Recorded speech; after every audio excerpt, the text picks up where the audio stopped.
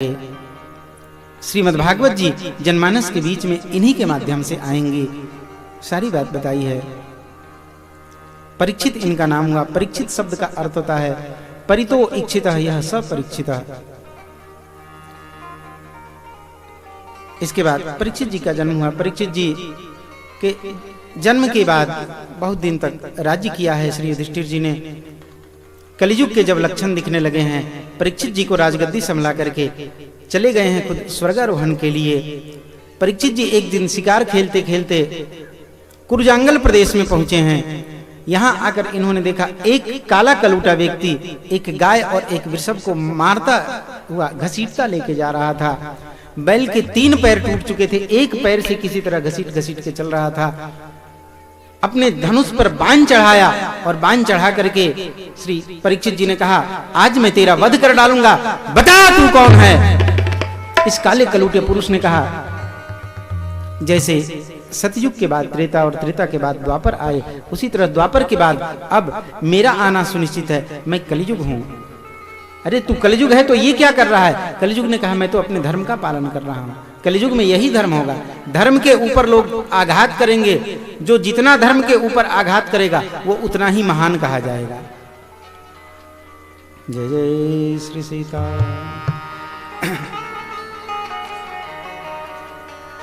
परीक्षित जी ने कहा, ठीक है, अगर तेरा आना सुनिश्चित है तो तू मेरे राज्य से बाहर चला जा। कलियुग ने कहा, प्रभु मैं आपके राज्य से बाहर तो चला जाऊं, लेकिन इस पूरी पृथ्वी पे आपका राज्य कहां नहीं है वो जगह बता दो। परीक्षित जी ने सोचा, पूरी पृथ्वी पे तो मेरा ही राज्य है, फिर इसे कहां भेजूं? परीक्षित जी ने कहा, ठीक है, मैं तुझे 4 स्थान देता हूं। द्यूतम पानम स्त्री सुना यत्रा धर्मस् चतुर्विधा।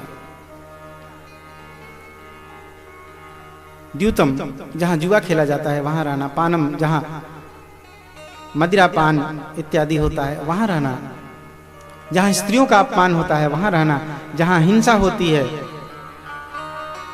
वहां रहना। ये 4 स्थान दिए। कलियुग ने कहा, प्रभु आपने 4 स्थान दिए, वो चारों स्थान मुझे स्वीकार्य हैं, लेकिन आपके राज्य में ये चारों में से कोई स्थान नहीं है। द्यूतम पानम ये सब कहीं नहीं है। अब मैं कहां जाऊं?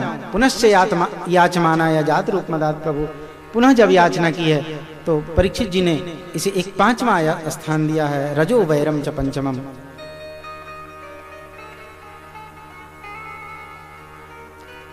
अब मैं तुम्हें स्वर्ण में स्थान देता हूं।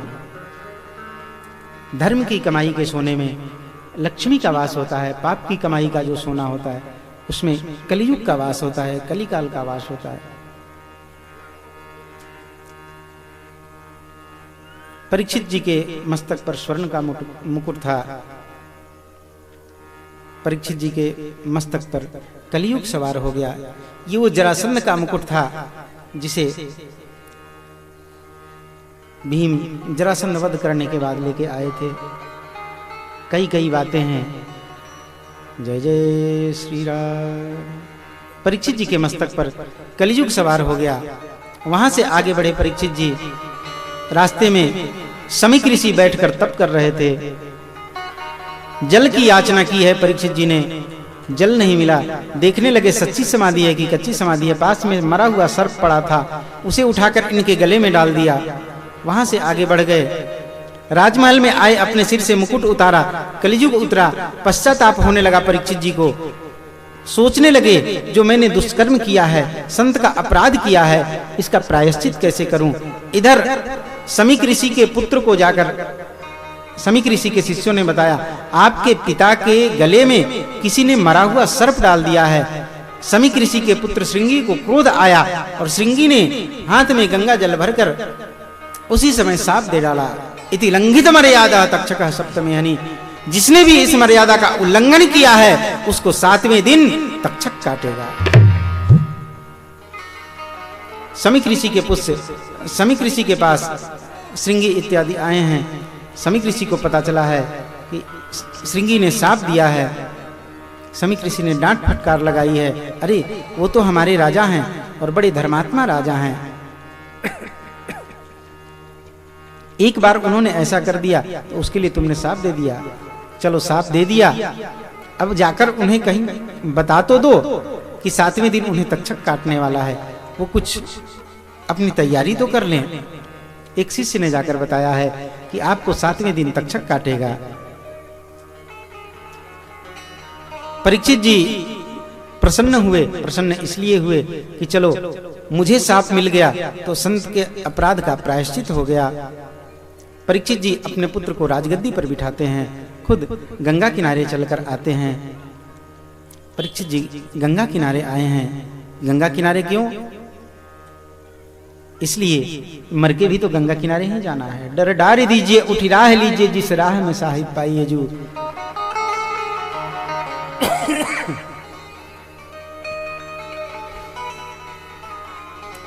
मर के जहां जाना है तू बली, तहां जीवित क्यों नहीं जाइए जो। मर के जहां जाना ही है वहां जीते जी चले जाएं। परीक्षित जी गंगा किनारे आए हैं, गंगा किनारे आकर बैठे हैं। परीक्षित जी को सांप लग गया है, परीक्षित जी गंगा किनारे आ गए हैं। सभी संतों ने सुना है, संत जानते हैं। इसी बहाने अब हमें श्रीमद् भागवत जी की कथा सुनने को मिलेगी। सभी संत लोग आते हैं और आकर बैठते जा रहे हैं। बड़े दिव्य दिव्य संत उस सभा में आते जा रहे हैं। अत्रि वशिष्ठ च्यवनः श्रद्धा नरिष्ठ नेमि भृगुरंगिराश्च पराशरोगाधिसुतोऽथ रामो उत्तथ्य इंद्र प्रमदेद्मवाहो।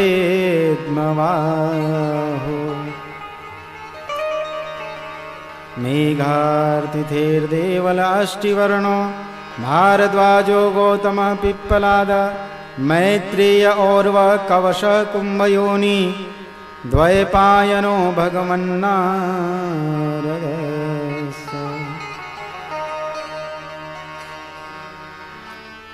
बड़े दिव्य दिव्य संत वहां उपस्थित होते जा रहे हैं।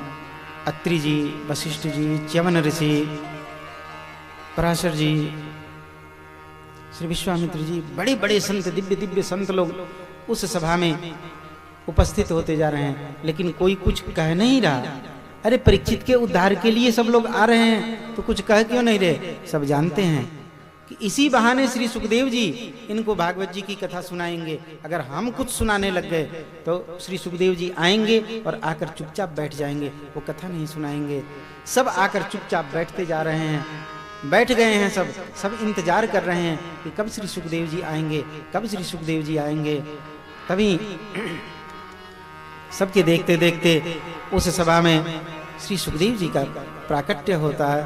तत्रा भवद भगवान व्यास पुत्रो यदृक्षया गामठ मानो नपेक्ष अलक्ष लिंगो निज लाभ तुष्टो वृद्धश्च बालैरवधूतवेशः। वृद्धश्च बालैरवधूतवेशः।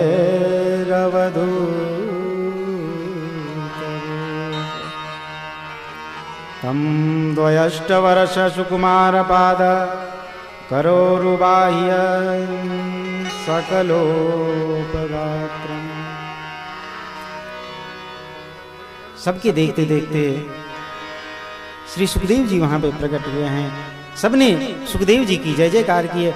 बोलिए श्री सुखदेव जी भगवान की। सबने सुखदेव जी की जय जयकार की है। श्री परीक्षित जी उठे हैं, श्री सुखदेव जी के चरणों में प्रणाम किया है, श्री सुखदेव जी के पूजा अर्चना इत्यादि की है। सुखदेव तुम्हारी जय जय हो, सुखदेव तुम्हारी जय जय हो, सुखदेव तुम्हारी जय जय हो, सुखदेव तुम्हारी जय जय हो, सुख काल तुम्हारी जय जय हो, काल तुम्हारी जय जय हो, सुखवाणी तुम्हारी जय जय हो, सुखवाणी तुम्हारी जय जय हो, सुखवाणी सुखवाणी तुम्हारी जय जय हो। सुखवाणी तुम्हारी जय जय हो। सुखताल तुम्हारी जय जय हो। ताल तुम्हारी जय जय हो। सुखदेव तुम्हारी जय जय हो। सुखदेव तुम्हारी जय जय हो। सुखदेव तुम्हारी जय जय हो। सुखदेव तुम्हारी जय जय हो। सुखवाणी तुम्हारी जय जय हो। सुखवाणी तुम्हारी जय जय हो। सुखदेव तुम्हारी जय जय हो।